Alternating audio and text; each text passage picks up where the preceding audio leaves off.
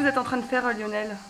Et ben là, je finis de préparer mon sac pour aller au plongeon. Donc tu vois, j'ai mes cannes à pompe pour faire mes échauffements, ça tu verras tout à l'heure, mes fruits, mon eau, ma serviette, mes maillots. Voilà, tout ça c'est bon. J'ai checké la météo. D'ici, on y voit à peu près bien. Donc je sais qu'il y a un bon début de Mistral qui doit faire 30 ou 35 km/h. Donc c'est un peu limite pour le plongeon. En revanche, là où on va aller au trou souffleur, on est bien à l'abri. Donc du coup, on sera protégé du vent et c'est essentiel quand même. Je prends la bécane et puis c'est parti. Le parc des Calanques, c'est son jardin secret. Loulou est plongeur de haut vol et recordman du monde de cette dangereuse discipline. Rencontre avec Lionel Franc. Voilà, on est au port de Cassis. On va récupérer le bateau, on va aller à Port-Miot. Alors, Lionel Franc, comment vous vous définissez? Je me définis comme un garçon sérieux dans une discipline qui est très peu pratiquée dans le monde, tu vois. Donc, sérieux pourquoi? Parce que comme j'ai pas d'exemple pour savoir ce que je dois faire, il a fallu que j'étudie comme il faut toute la mécanique du plongeon qui a été très peu pratiquée jusqu'à présent. Donc je me considère comme un garçon sérieux dans une discipline qui est quand même dans la catégorie des sports extrêmes.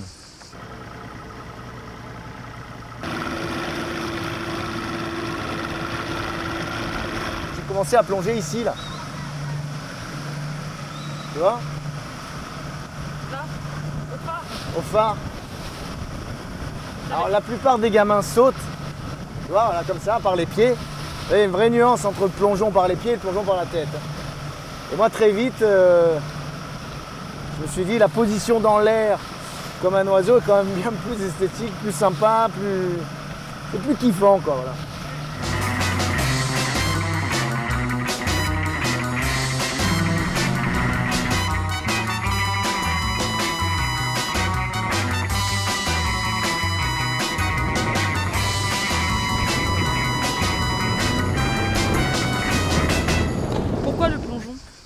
Ouais, ça, le plongeon, je me suis fait prendre au piège étant petit, parce que comme tous les Cassidens, les petits Marseillais, notre terrain de jeu, c'est les Calanques, c'est le phare de Cassis. Donc on saute, on plonge, et puis un jour on va un petit peu plus haut, on découvre un endroit qui est encore plus haut. On se fait mal, on se demande pourquoi, on réessaie, et puis voilà, au fur et à mesure, on devient un expert dans le plongeon, inconsciemment, quoi, quelque part. Quand vous voyez tous ces jeunes qui sautent des calanques un peu n'importe comment, qu'est-ce que vous dites? Bah, moi j'ai super envie de leur donner des conseils. Alors au début je venais sur le plongeoir et en fait je me déshabillais sans rien dire alors qu'ils étaient à côté. Je faisais un plongeon par la tête direct. Déjà rien quand je pars en l'air, je les entends déjà dire « Ah, attends, il est en train de partir par la tête, il est fou !» Et après quand je remonte, la discussion devient possible. Et l'acte de prévention que je veux faire, il marche à 100%. Mais si tu le fais avant, ça ne fonctionne pas, quoi. Alors là, tu vois, c'est les premiers rochers où les enfants peuvent évoluer dans le saut et dans le plongeon. C'est un endroit où je donne un petit peu des cours et où je fais des actions de prévention. Et ça part de quasiment 1 mètre jusqu'à 9 mètres. Donc c'est assez intéressant pour eux, c'est assez facile pour remonter. Et ils sont quand même dans un bel endroit naturel. C'est pas mal, ça s'appelle la plage bleue. Et le spot s'appelle la piscine. C'est moi qui donne le nom des spots. Un jour, ce sera cartographié, je serai content. Et les enfants, ils ont quel âge? Bah, certains sont téméraires, hein, ils peuvent avoir 7-8 ans dès lors qu'ils savent nager. Donc moi, ce que je leur demande à titre préventif, c'est de toujours être accompagné, de se faire des petits signes une fois qu'il y en a un qui est tombé dans l'eau pour dire qu'il va bien. Voilà, et de ne pas trop faire les imbéciles, pas prendre de risques. Souvent, ils sautent avec des chaussures. Le plongeon de tête est très peu à la mode parce qu'il y a plus d'appréhension, les gens ont plus peur. En revanche, le saut de pied, les jeunes sont capables de faire du grand n'importe quoi. Hein. Si on leur présente un rocher de 25 mètres, les plus téméraires vont sauter, puis ils vont se blesser de toute façon, quoi.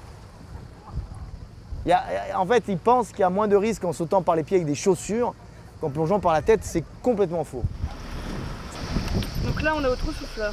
Voilà, là on est à l'entrée de la calanque de Port-Miot et ça, c'est le trou souffleur. On l'appelle le trou souffleur parce qu'il y a une grotte à l'intérieur et quand l'eau rentre, elle pousse l'air qui est dans la grotte et il y a un pipe d'air naturel qui remonte jusqu'en haut, c'est-à-dire 22 mètres plus haut, avec un petit orifice et l'air est sous pression et souffle très très fort. On dirait qu'il y a un dinosaure sous la roche. Donc là-haut, il y a un spot de 22 mètres que je pratique régulièrement l'hiver parce que c'est le spot qui est à l'abri du Mistral. Et comme le Mistral, c'est le vent dominant ici, automatiquement, je me retrouve plus à plonger ici. Bon, je préfère en Vaud parce qu'en Vaud, il y a 24, 27, 30. Donc il y a des hauteurs qui sont beaucoup plus intéressantes pour les entraînements. En revanche, ici, je suis ravi de pouvoir plonger là, quoi. On est à 360 degrés dans la nature. Qu'est-ce que tu veux de plus, quoi? Ici, là où on est, c'est votre terrain de jeu. Ouais, mon terrain de sport, ouais. Et vous connaissez tous les endroits? Ah ouais, pratiquement, ouais, je connais tous les spots, toutes les lectures de fond sont faites. Non, c'est vraiment l'endroit que je connais par cœur, quoi, ouais. Vous avez toujours plongé dans les calanques ou vous avez testé d'autres endroits, peut-être dans le monde? Non, j'ai essayé d'autres endroits dans le monde. Je vais aller à Acapulco l'année prochaine avec une émission de télé, donc ça va être cool. Je vais à Malte. À chaque fois que je voyage, j'essaie de trouver des spots. Mais bon, il n'y a rien à dire, quoi. Les meilleurs spots du monde, c'est ici, quoi. Il n'y a pas mieux ailleurs, hein, franchement, hein. Donc là, c'est parti. Là, c'est parti, là, on est à terre. Maintenant, on va aller direct au trou souffleur. On a pour 10 minutes de marche. Et tu vas voir, c'est très, très joli. À quoi tu penses sur le chemin avant d'aller plonger? Généralement, quand je suis tout seul, j'ai l'adrénaline qui commence un peu à monter, tu vois. La peur qui commence un peu à s'installer, à t'envahir. Donc je peux pas m'empêcher de penser à autre chose qu'au plongeon, quoi. Alors je commence un peu à préparer, je me dis bon ça va aller, de toute façon je me check physiquement, je me dis est-ce que je suis en forme aujourd'hui? Est-ce qu'aujourd'hui je peux le faire, quoi? À chaque fois. Pourtant là le plongeon de 22 mètres que je vais faire, je l'ai peut-être fait 200 fois. Et à chaque fois j'ai autant de peur et ça c'est super parce que la peur c'est ton ami, tu vois. Le mec qui plonge sans avoir peur, c'est un mec qui est en danger, qui va au-delà d'un gros danger. Vous êtes déjà fait mal? Ouais, j'ai déjà eu un problème grave qui m'a enrichi par rapport à mon comportement avant de plonger. Nous, on était dans un contexte de tournage pour une publicité et du coup, j'ai trop aidé, je me suis trop préoccupé de tout l'aspect technique, staff, chose que je ne devrais pas faire. Alors ça paraît prétentieux, mais en fait, il faut que je ne m'occupe que de moi et que je m'occupe que du plongeon. C'est très égoïste le plongeon, en fait, on est très solitaire, on profite tout seul. C'est difficilement explicable, l'adrénaline, la montée de la peur, la préparation psychologique, tout ça. C'est pour ça que quand je rencontre mes potes de la Red Bull, c'est les seuls mecs avec qui je peux discuter de ça, tu vois. Quand tu te retrouves sur un plongeoir à 30 mètres, tu vois, il y a cette corrélation avec toi et la nature et la mer. Il y a un petit combat avec elle, hein. Il faut que tu gagnes, hein, c'est tout, quoi.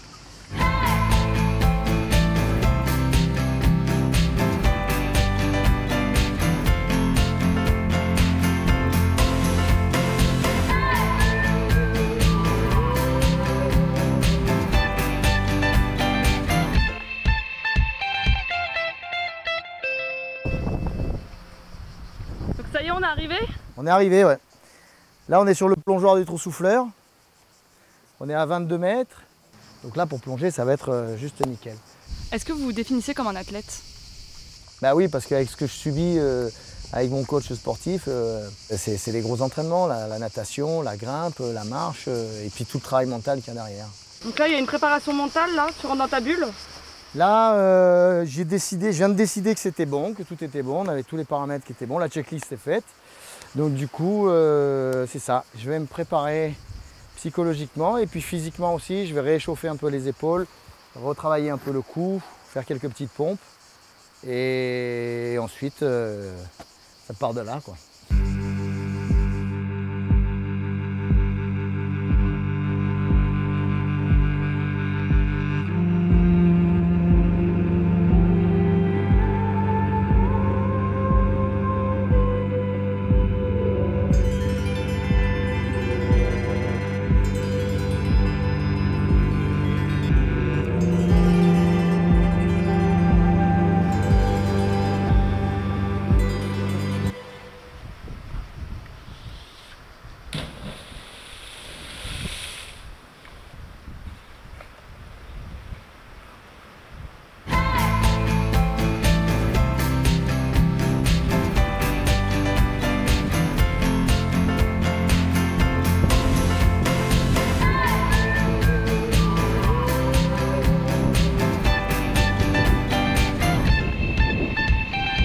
Vous avez une vraie équipe qui vous entoure à chaque fois que... Oui, j'ai des médecins sportifs, j'ai des urgentistes, J'ai des hommes de sécurité et un coach sportif qui est sévère avec moi d'ailleurs. Et c'est dur, hein, moi j'ai 45 balais, donc essayer de garder la ligne et puis pérenniser les entraînements avec des projets et des objectifs aussi importants que des plongeons de 30 ou 35 mètres, c'est compliqué. Moi je suis un petit peu dans mes derniers tours de circuit quelque part, dans les gros tricks, hein, parce qu'il est évident que je plongerai toute ma vie jusqu'à ce que je puisse le faire 20-25 mètres, mais au-delà de 30 mètres, il faut une condition physique assez affûtée et puis être psychologiquement très sérieux avec un mental d'acier et puis bien connaître son corps, c'est ça qui est important. Faut être un peu fou, non? Non, au contraire, il faut avoir la tête sur les épaules. Non, un gars qui peut s'élancer techniquement proprement de 25 mètres, c'est justement un gas qui n'est pas fou. Retour à Cassis une semaine plus tard, direction la Calanque d'Envaux. Des dizaines de bateaux sont présents ce soir-là, famille, amis, curieux. Tous sont venus soutenir Lionel. Malgré l'interdiction de la direction du parc national des Calanques, Lionel a décidé d'égaler son record du monde en s'élançant de 30 mètres. Le record de la hauteur, c'est pas ce qui est le principal, c'est la position et la position Exactement. du plongeon. Moi, quand je fais un plongeon de grand haut vol, la première chose que je fais, c'est de sauver ma vie quelque part. Donc c'est de réussir à la fois la pénétration dans l'eau, le vol, pour que je puisse me faire le moins mal possible et que tout se passe bien. Le plongeon en lui-même est super. Tu vois, les pieds sont tendus, les jambes sont tendues, mais il y a toujours un petit défaut à l'arrivée, un petit pliage de jambes qui est lié à l'impact. Tu vois, il y a une espèce, on est pris comme un accordéon à la surface. Donc bon, il y a tout ça à corriger. Ça, c'est des choses que je corrige au quotidien, à chaque fois que je fais des plongeons. Et voilà, c'est dur d'avoir cette rigueur-là, là. Mais j'y arrive. Hein.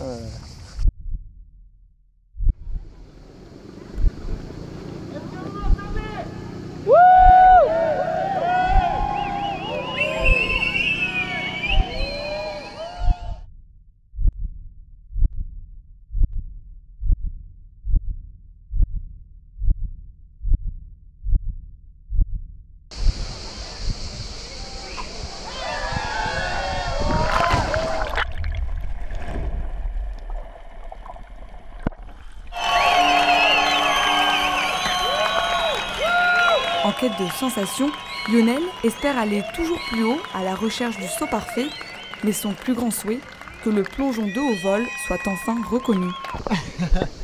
Comment c'était? Écoute, c'était très beau d'en haut. Voilà, même si le plongeon est rigoureusement interdit dans les calanques, ça je le souligne aussi. Moi j'ai un petit peu de mal à m'arrêter puisque j'excelle dans cette discipline et du coup je vais essayer de trouver toutes les solutions pour pouvoir pérenniser mes entraînements et continuer tant que je pourrais le faire, quoi. Et alors, on fait un selfie ou quoi? Il y a des compétitions dans cette Non, il n'y a discipline? pas de compétition malheureusement. Alors j'essaie de mettre ça en place et de dédramatiser un petit peu le plongeon, tu vois. Mais c'est dur. Tu vois, par exemple, je vais faire un record. Alors j'aime pas trop parler de ça parce que ça me plaît pas trop.